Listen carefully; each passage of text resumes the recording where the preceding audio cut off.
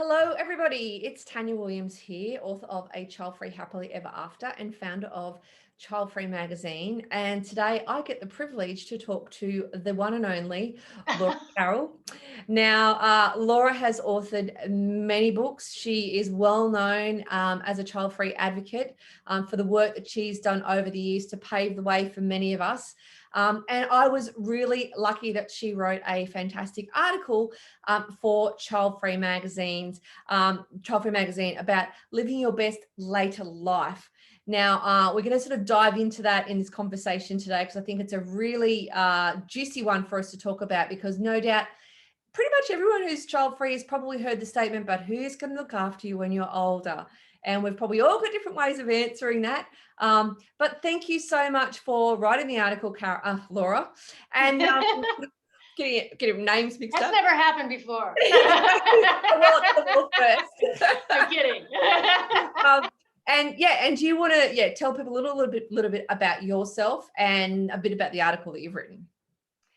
Sure. Well, gosh, in 2000, I came out with the book Families of Two, and it was about couples who had decided not to have children by choice. And while it had been a conversation out there in the past in positive and negative ways, the book was really well received, and there was a lot of curiosity about the topic, and that just paved the way for me to continue to research and do other books and interview and collect a lot of data on child free over the last 20 years. It's now in textbooks and the baby matrix, which is behind me. And one of the assumptions I discuss in the baby matrix, which is pronatalist in nature, is this whole idea that one of the reasons why you should have children is so that they will be there to take care of you when you're old. And so in the book, I dismantle that a little bit and say, now, was that ever true? And even if it was true, is it true today? And how we need to take a harder look at that. And when we do, what are some ways we can really approach our elder years to make your child-free years as best as possible, whether you have kids or not in the grander scheme. But for today and for the article was with child-free people. And so I decided to write it because now I'm one of them. I'm the later year. I'm 60. So I get to talk about some of the things I have been doing really in my life that I've seen really work. So that was the trajectory. Awesome. Now, you mentioned that big word, that pronatalist word. I know you've written a lot about that subject. As we've evolved, I mean, I know, your books have been around for, a number of years now. Do you think we have really progressed much from that in terms of people having this expectation of, oh no, I'm going to have children because my children are going to look after me? Are you seeing much change in all the research that you've done around people going, well, that's not the prime reason I'm going to have children to start with, or the attitudes around that? Because I think there's still a lot of people think, oh, my kids will look after me, and they make this massive assumption of duty of, for their kids and putting that pressure on them. Do you think there's been much change? I've seen and talked to lots of child-free people where the change is in their own mindset, that's not the reason, or one of the big reasons they choose. They feel pressure to have kids. So to them, I think they're beyond it, where they see that they're worried about their future if they don't have kids, but it's not the same as how their parents thought about it. But where it gets still a little tricky is trying to talk to their parents about it, who tend to hold that mindset and probably do have that expectation of their children. And a lot of them take that on, and a lot of are there for their parents. But, as I talk about in the article and in the baby matrix, it can be more complicated than that. So I think it's in play, but it's still trying to navigate some of the expectations of the generations that precede them. Yeah. So. And I think certainly the world that we live in now, as we go from generation to generation, like I know myself, I live 1,000 kilometers from my mother. So I'm not next to her. I can't just be like, oh, I'm just going to pop over and help her do things. And so with my sister, who has 3 children, lives 5 minutes from her. So there's an expectation that she's going to be doing a lot more for her. But in saying that, I think I add to her life in different ways, so I can do different things. I'm not physically there. Right. But these days, people are working all around the world. You don't necessarily live near your parents to look after them anyway. No. There are all sorts of family issues with people not speaking to each other, and they can go to hell, and all that sort of stuff. Family drama where Yes. and I think these days we have an aging population as well. So we're seeing lots of facilities where older people can go and live in these communities and so forth as well. So I would think that the fact that the generation and our lifestyle is so much different now would come into effect somehow in this change of mindset, this change of thinking of, well, actually, yeah, I'm probably not going to be looking after my parents, and then my kids probably aren't going to be looking after me. Yeah, I think you're right. There's certainly in years past where I think where some of this assumption where it got some of the truths is in generations past. People, they lived on the land and they did rely on each other and they didn't move far away before planes and technology. So it has its roots in a really good thing. So that's good to have it as an anchor, but it's also to say, well, now how do we live today? And so many of us don't live near our parents. And honestly, even when we do, we're busy working. It's hard to juggle giving them the time and energy that they need or want. And for a lot of people, I think also financially, it's really a challenge where if their parents do need some financial assistance in a myriad of ways, whether it be medical or just many ways that they would need that kind of assistance. A lot of people these days, they don't really have it to give. And if they do have it to give, they're giving it up. If they do have kids, they're giving it up for their savings for their kids. Or if it's like us, we don't have kids, it's money we are wanting to save for our own retirement. So that, I think, is part of the discussion that it gets rocky in some parent, adult, child conversations because they do want to keep those funds for themselves. And the parents expect that, well, now I've raised you, and so now it's your turn to help me. There's still, in there when push comes to shove a lot. So yeah. It's very much ingrained, isn't it? It's just like, well, that's the way, and that's the way. Right. We expect it to happen. I remember doing a radio interview when my book launched a few years ago, and there was people calling in. And remember, I had this one call. The first woman that called was an older lady. Now, I'm not sure how old she was. She sounded like she was probably in her 70s or 80s. And she went, "Oh, you people that don't want to have kids, I mean, who do you think you are? You are going to expect everyone to look after you when you're older."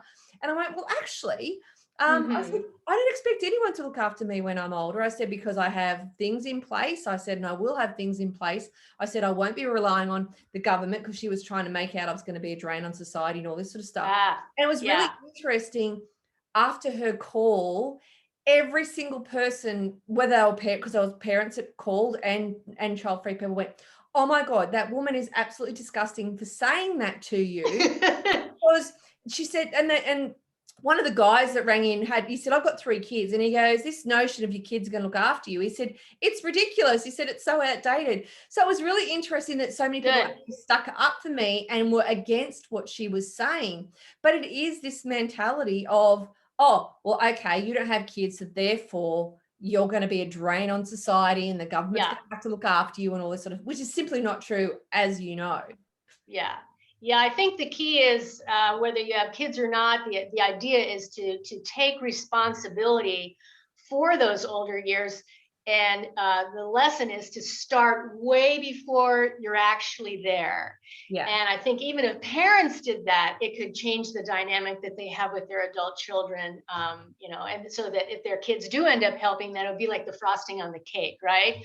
Yeah. So that's one of the lessons that, I learned just from researching and talking to older people and interviews for families of 2 and beyond, and older people in my own personal life. I mean, I'm an executor to an estate of a woman who's 84 years old, and I watched how she got it together. She has, she knows where she wants to be, where she wants to live, what's going to happen if. She's saved her money. She's been super responsible, and with the long-term game. This just didn't happen when she turned 75. She kind of knew. It's a little bit like your savings for retirement, and this is one element of it that's super important. So I think in the article in your magazine, really hammering home that, start now, start thinking about, well, who do you want around you? Even if you don't even know where you might want to exactly live, research what might be cool places, so that when you're ready, you'll go, boom, I know exactly what we're going to do. Yeah. So let's dive into that a bit more. Like, so in the article, you've given people some tips, some things that they should be doing. There was 3 or 4 main ones. Let's sort of go in and talk a little bit about each of those. So, one of the ones you've spoken about is about having a network or a support network around you. Why is that important for people? Well, I think we want support, and we all will need it, whether we have kids or not. So let's assume not. And so when you're older, I think research tells us when you're alone a lot, we're less happy. We have less well-being. So it's not that we have to have a bunch of people around us, but we do need to have people that we care for, care with, like to do things with. And as far as a network, what I have found, and also stories and research tells us, is to have not just people who are your age, and have people that are younger and even 2 generations removed, is a mix in your support network, so that when you are older, like I can say for myself, I have godchildren that are anywhere from 20 to 37, I believe. And so I know that I'm close with all of them. And I know as I get older, I know who I might turn to for what. Once maybe I can't turn to their parents who are my friends. So it's more like you're building a family, and you're building your chosen family, and it expands, and you get a little more thoughtful about it when you're thinking of your older years in mind. Yeah. And look, I know I myself, like, as I said, my family doesn't live close to me, neither does my husband's family. They're all in the same area. But Mm-hmm. I've got friends who I call, who to me are family, and I call them my family, because even though they're not related, they are still to me family. And I think that's a distinction that's important as part of this conversation, because people think, oh, it has to just be family. And it's just like, well, no, these days family is what you want it to be. It doesn't necessarily mean the person who is related to you by birth. It can be who you want to be as part of your friends or family network. So it doesn't have to be a relative as such. Right, very much so. And as child-free people, I think that's even more so, that we have I'll just call it the opportunity to create that family, and how we want to do it over time as well. So you're right. They don't even have to be related to us at all. Could be coworkers, could be people just that you connect with and you want to stay close to, and be there for each other. Yeah. So the next point you spoke about was home and care. Can you elaborate a little bit more about what that means? Oh, being in home care? Yeah. So, where do you see yourself living in? Yes. Yeah. Well, gosh, these days there's so many more options than there were, say, for if I look at where my parents, are or would be. Yeah. So you have to think in advance. When you're older, do you maybe want to live with other people in a bigger house? Do you want more of a structured facility? I don't know, could be the answer right now. So that would be the time to say, well, let's just go research. Where are the cool facilities where people live? Are they even there? As a baby boomer generation, a lot of us think of those larger places where we all live and have central locations of doing things. We don't want it to look like what it looked like with our parents. But the good news is they're being built, they're being designed. I think by the time I would be interested in it, I bet I'll have some options. Now, others, I have really good friends that they are a great example of the model where they build a big home or somewhat several structures that are near each other, and they have 3 generations that all live, I should say. And so it's 3 generations, and they all do their piece. They all live together. They have their goals together. They pay the bills together. So it's something that they created. So it's the idea again of find out what's out there. Think of your own concept. You've got time to really make that happen or explore it and say, I thought I wanted, I was interested, maybe not. Now I think this. But the idea being be on the road to having the vision and not just waiting to create that vision when you don't have the energy to do it. Exactly. I remember seeing a post a few years ago, and someone had posted this thing about, and it was like a number of child-free women as they're older, just like buying a house together and living in this house and having a great time and, drinking wine and all this sort of stuff. And all these people going, oh my God, that's what I want. I think it's important to do what's right for you, because everyone's going to be different in terms of how they want to live, and how many people they want around them. So I think giving yourself permission to do that as well, and going, well, I don't have to follow the traditional route of this is what it's going to look like when I get older. I can actually make my own rules. Absolutely. And again, the point being is whatever you decide, or in the process of deciding, is to take action long before you actually need to be in that situation. Makes it a heck of a lot easier, for sure. Well, exactly. You can't be thinking about it when you said when you're 70 going, oh, hang on, I might need to think about my retirement now. Yeah, I know I can't walk up the stairs anymore. I need help. Okay, now what? It's like, whoa. So it's all about planning, and we do that for really important things in our lives. Why wouldn't we do it to prepare ourselves to live as fully as possible when we are older, whatever that means? Absolutely. Well, exactly. It's whatever that means for you, right? Yeah. We're all different. Right. And look, I think that one of the things you've touched on as well is around well-being and happiness. Yes. And what is going to make us happy. I know myself, like I obviously still want my partner to be with me in retirement, as much as I tell him sometimes he drives me crazy. Gladly send him somewhere else to live. We all have those moments, I'm sure. Right. But, I couldn't imagine, being without him. But I know at some point as we get older, one of us won't, be around. But it is, I think it's, as you said, it's about going, well, there's a plan A, a plan B, maybe a plan C. Well, this is what I want it to look like. And if something happens, maybe it needs to look like this, or it needs to look like this. And at least you're giving yourself options, right? Because that's what we should be doing. Right. Well, on the well-being channel as well, that there's a lot of research that's out there that says, what really gives well-being in our elder years is being financially stable. So all this is integrated in there. To make any of this happen is we need to have some cash.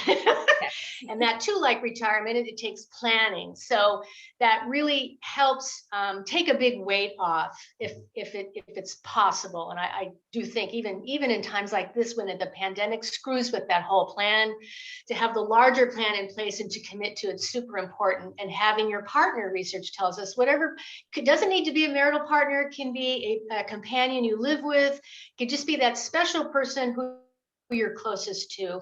Having them near you and with you makes a heck of a difference. And in that mix too, secondarily, are friends. And so research tells us, even if you have kids, the parents they'd rather be with their friends and their partner than their kids in that sense of well-being. It's not to say that the kids don't give them that sense of well-being, but push comes to shove, it's our generation, your own generation, of who you're closest with and your friends that you really want to be with, that helps create that well-being, as you're getting older, in this case, all together. So it's really good to keep that in mind. We're busting that myth as well around, if you're child-free, then you're unhappy and you're not fulfilled and all that sort of stuff. And I think, through all the stuff, the books, the stories, the movies, everything that we've got out there at the moment is showing child-free people as being happy and fulfilled, and their cup runneth over, so to speak. Hopefully that's starting to change the way people think about that choice, and the fact that, hey, I'm child-free and I'm blissfully happy. I certainly would not be happy if I had children, but like that was a choice that I made for my life. But I think we need to remember that that the content and the stuff that we've got out there is impacting, I think, in a positive way. Absolutely. And certainly all these types of conversations, I think, impact in a positive way to let people know, hey, there's options, there's alternatives, there's different things that you can do, but and still have a happy, fulfilled life.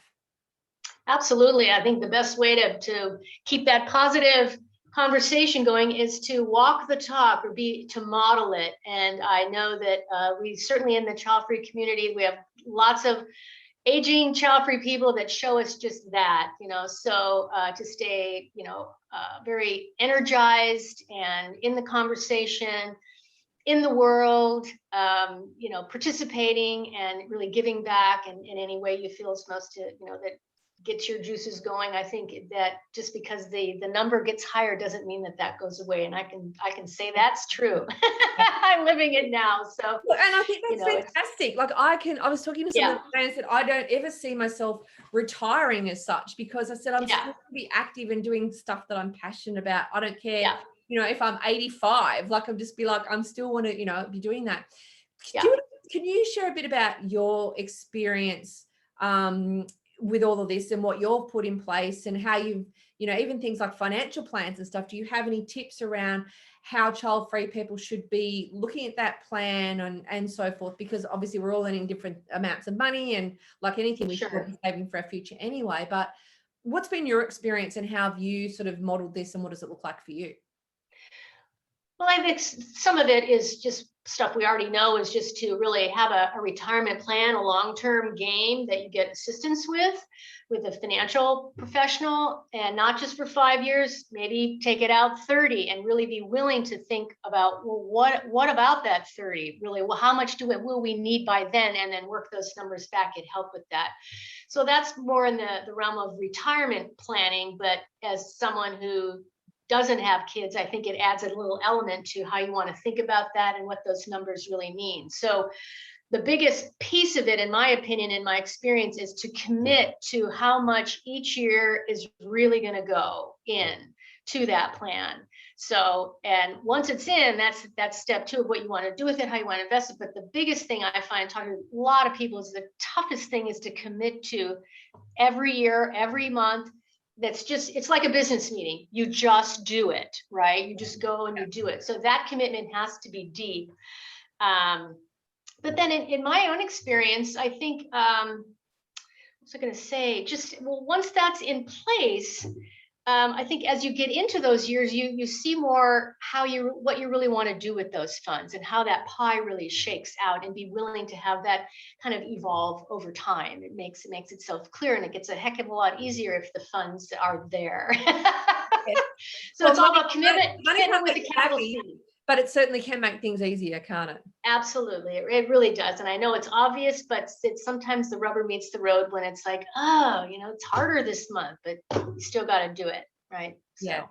Do you think that we will get to a point, whether it's in a few years' time, in 10 years' time, 20 years' time, I don't know, where people will stop making statements like, who's going to look after you when you get older? Do you think we're ever going to get that? Or you think it's so ingrained in our culture that it's just going to take a long, long, long, long time, probably after we're dead and buried? It's going to take that long. I think that maybe this one, I can think of other pronatalist assumptions that have deeper teeth, that this is almost ancillary. It follows from, well, we're supposed to have them in the first place. Well, we're supposed to have them in the first place because it's what true love is, and it gives us what our most fulfilling thing is in our life. So without that, how are you going to do it when you're older? So it kind of follows. So if we can continue to chip away that, what? Some of you might want children and many of us don't, and both options are just fine. If we can chip away at that, then the chipping on the other I think will happen as well. Yeah. And as you said, I think it's the small incremental conversations that's changed the mindset. Let's think about, and I was having was on Clubhouse having a chat with some other child-free women the other day, and we're talking about the whole parents versus non-parents thing, and they want to keep pitting us against each other, and it's just like, well, no, we're not against each other. We should be having child-free people should be having conversations with mums and saying, well, this is how the conversation needs to be. Let's change the dialogue. Let's stop judgment. all this sort of Yeah. stuff. So I think Yeah. what you've written about in the article is so relevant to everybody, not just child-free people as well, but child-free people, because it is all about planning and looking at what your life is going to look like. And I think parents having an understanding that your kids aren't necessarily going to be looking after you when you No. retire. No, and whether, even if they wanted to, it can be complicated reasons why they won't. And then the truth also is there are most people who live in, homes still, I don't know about in Australia, but in the States, most of them are parents, okay, where their kids come to see them. Yes. They are there for them, but what does therefore mean? It says that has many different faces in modern society. And at worst, I've had parents say this to me. It's like, well, parents out there, you don't even know if your adult kids are going to like you. Okay. I mean, let alone look after there's no guarantee, right? So that's something to come back with people if they give you that bingo of, oh, we're going to be so old. Well, hey, if I had them, maybe I wouldn't even, we may not even get along. We don't know. Exactly. So I think with the expectation, expectation. We don't, as child-free people, we don't have to deal with that. So we put that aside. We don't have the expectation. So what we have left is responsibility, and to take it as, what it is and what it means to us in our own life. Yeah, responsibility and accountability for ourselves and our actions and what we want, our life. And I have this conversation often where I say to people, and I keep having to remind my husband of this as well, and say, we're child free. We can do whatever we want. We don't have to follow the same rules in terms of how our life has to be structured or how we do things. I said, right. We can literally, and we have literally picked up and moved in 4 weeks to go and move somewhere else for different jobs and stuff like that. I said, we can do that. We can do that in a heartbeat. We can say, let's go and live here because we want to, bang, and off we go. Right. So I think it's important to remember that we, as child-free people, we still have responsibilities. Oh, absolutely. But our responsibilities are different, and we can design our life in a much easier way than without the restrictions that parents have as well. And having said that too, there's a wide range of people who are child-free where they would say, well, we don't have kids by choice, but that's not our reality. There are people that can't just move, or they are in jobs, they're essential workers right now. And so we come from all walks of life, and some it's a very good reason they've chosen not to have children, because it would be more complicated to make their life work financially and all other kinds of spectrums. So that too is a responsible decision on whether to bring them into a situation where it could be, more complicated. So I think that's true for many of us, but man, I've interviewed so many people over the years where, it's the nanny who is married to this food service worker, right? It's those folks that, they lose their job, they're in trouble, kind of a thing. Yeah. So we're everywhere, and that's the good news too. We're heterogeneous and we're everywhere. So what is next for Laura Carroll? What are you working on now? There's another book in the works, perhaps?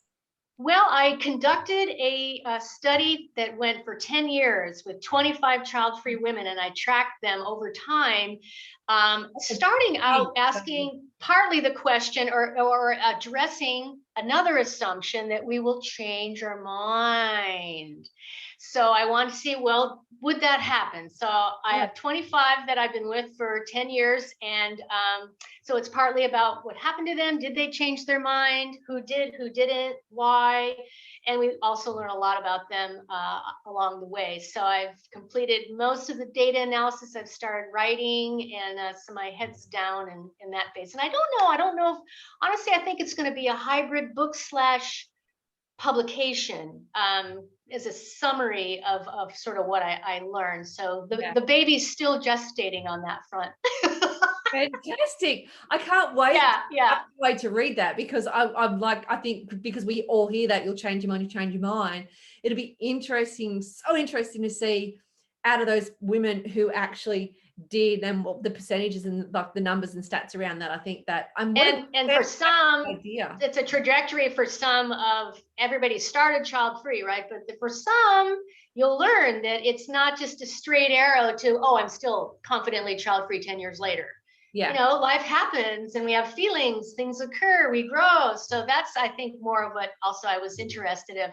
what's the journey as a child-free woman when you make that choice and when life comes at you as you get into your 30s. So all the women started, they were in their 20s, and I did that deliberately because I wanted to see that's a prime time when a lot of women start having their first child. So so it's been quite the study and a lot of data to swim through, but I'm getting through it. So I love it. I think it's a fantastic idea. So great. do you have any idea of when that might be released? Like, Well, my goal is to have it be out by the end of the year. So that means too just having it in place and form and all of that. So but maybe before that, but that's conservative.